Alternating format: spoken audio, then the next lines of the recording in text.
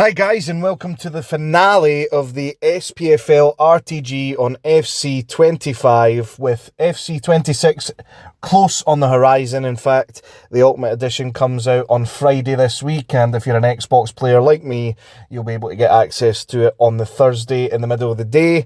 However, I felt it prudent to do the finale episode just to see where the team ended up basically after this year, and I think this is episode 30 for this one as well. I'm looking to be more proactive with it next year and get more episodes out during the year than that.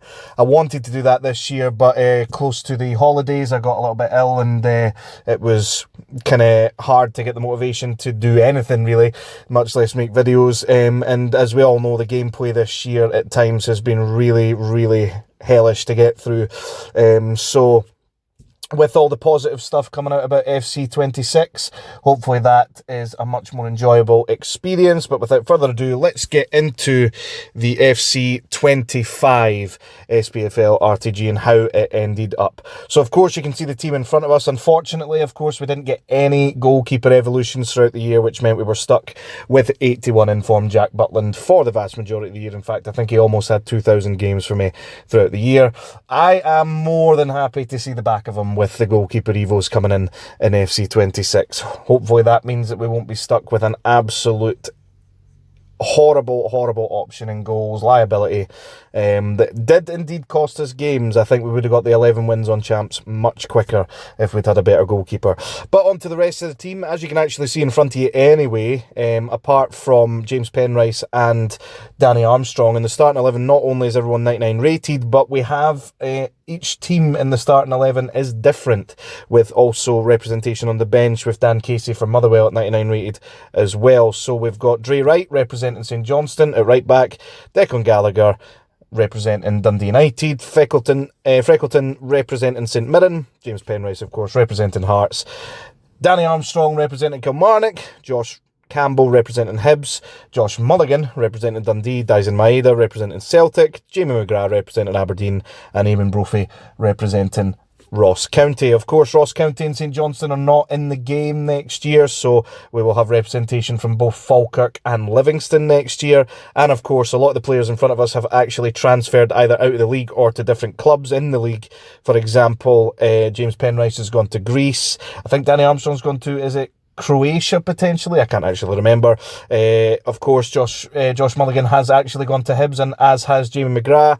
Eamon Brophy has gone to Greenock Morton, I think it is. Dre Wright's gone to Dundee, and I think that Declan Gallagher's also transferred out of the league as well. So a lot of the players in front of us will not actually be featuring next year, but we do have a bunch of new players that we'll be able to use next year as a result.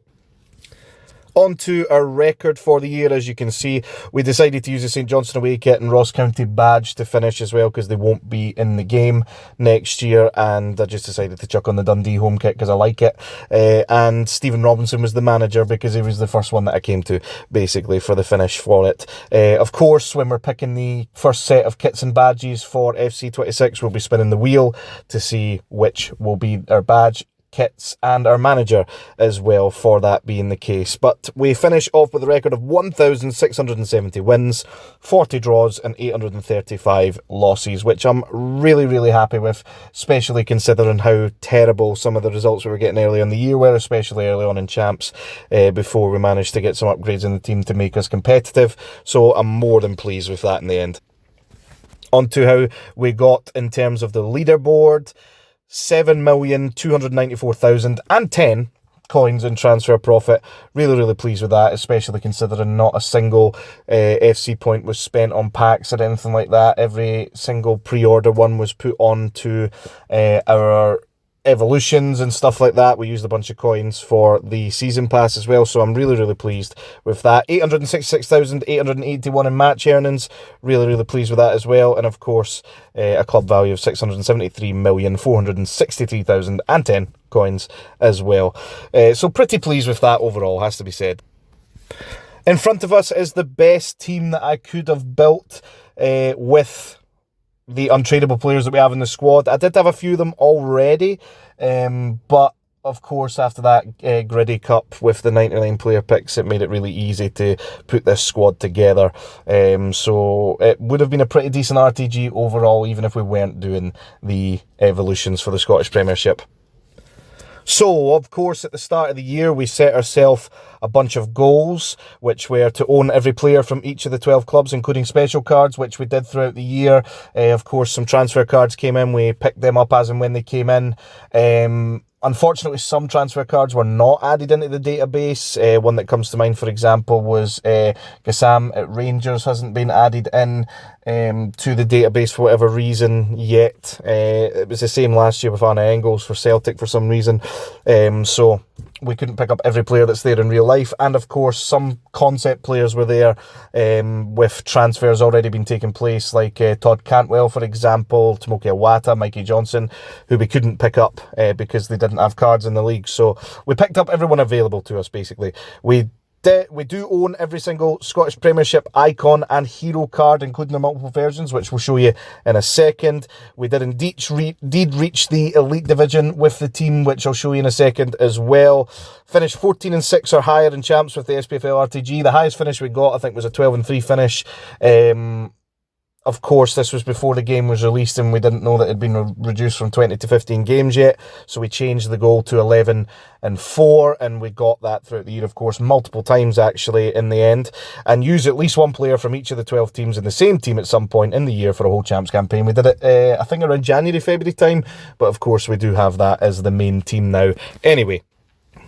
So there we go. We've got the Elite Division there, which we did pretty late on because, to be honest, I didn't really want to play a lot of division rivals this year if I didn't have to.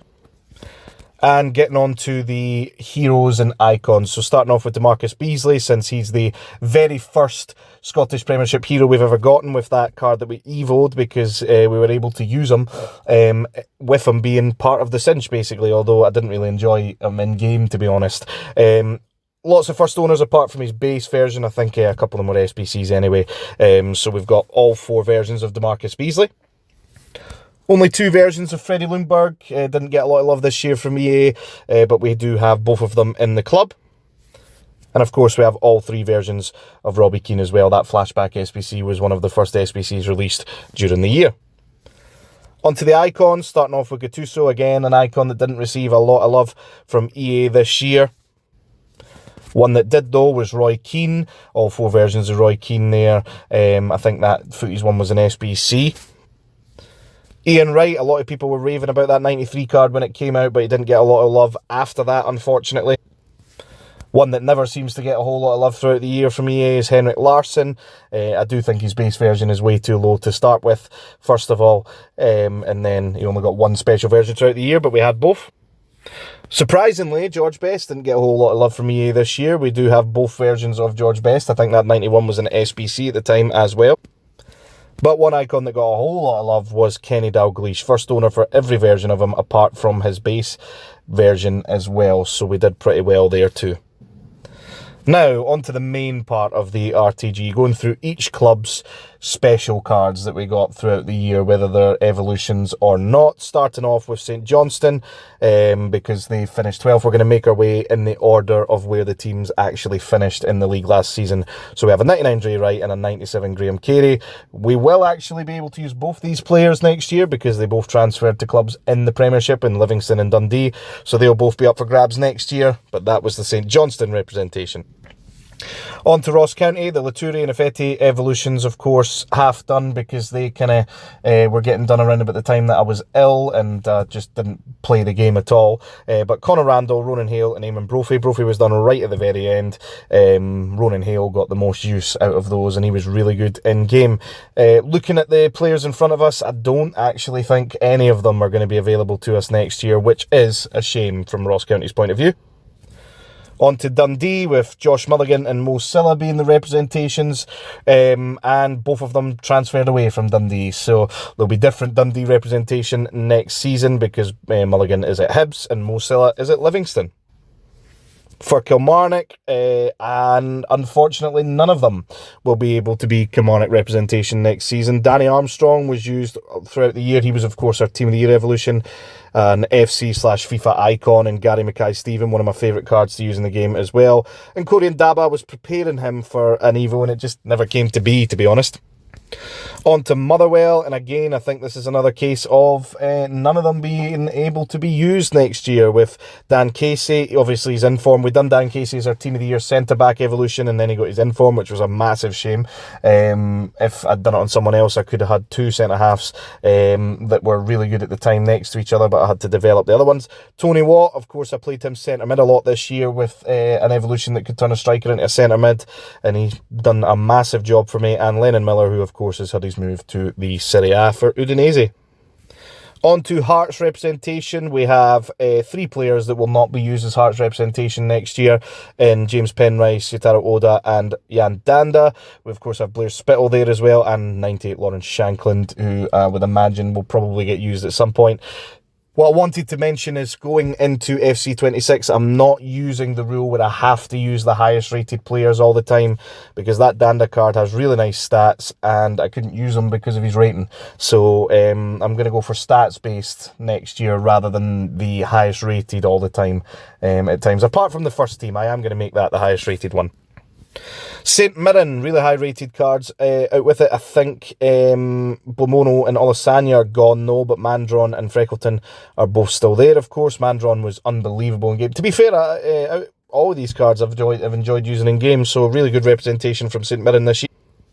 On to Aberdeen, we've got Basugin and Sockler, who I think are both gone, as is Duke and Rubicic.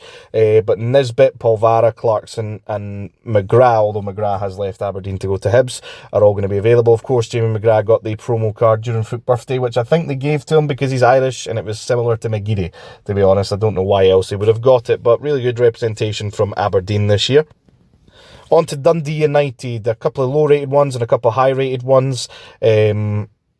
Which Sapsford, you know, I think I put a 5-star skill one on him to potentially use him later on, and then I decided to go for Brophy instead. Ferry was put in a 1 when I think he was one of the only ones that could qualify, and then he just never got used again. Trapanovsky got used as the main Dundee United guy for most of the year until I could get Declan Gallagher to the stats that he got to. On to Hibs, got good use out of all of these players actually. Josh Campbell was so good in game. Martin Boyle, really good early on. Yuan was good. Ekpiteta, a little bit clunky, to be honest, but really good use out of these players for Hibs. I think Ekpiteta is the only one that won't be able to be used next year. On to our first sets of Rangers players. Obviously, looking at the list in front of us, Lawrence, Hadji, Cherney, Casemiro and Proper, all unavailable to use next year, but we got a lot of use out of a lot of these players, of course, some of them less than others. And then in front of us as well, we've got obviously our most used player in the RTG this year, Jack Butland's in form, along with some packed Bayrami and Raskin cards, and then the Raskin card we evoed originally, along with Cherney as well, and Danilo, who didn't really get used at all, but there was like a Brazilian Evo, I think, that got used. And last, we're on to Celtic. Of course, we have a couple of cards there that won't be able to get used next year. Kyogo, really, really lethal for us at times this year. He won't be able to get used. Jeffrey Schlupp, unable to be used, of course, in front of us, but we've got a Dyson Maeda was one of our key players this year. Carter Vickers was a unit. That Alistair Johnson was a Team of the Year nominee, of course. Alex Valle was a big one at one point. He can't be used because it was a Spanish left back was the only one that you could use. Greg Taylor can't be used. Nicholas Kuhn can't be used as well. Luis Palma won't be able to be used either. And similar to Sapsford, we had that put on Nygren as a potential option that we could use at the time. And of course, I thought it would be prudent to finish with where the team actually started. This was the team in the first episode of the Spfl Rtg this year, and Dyson Maeda was the only one that survived in the team at the end.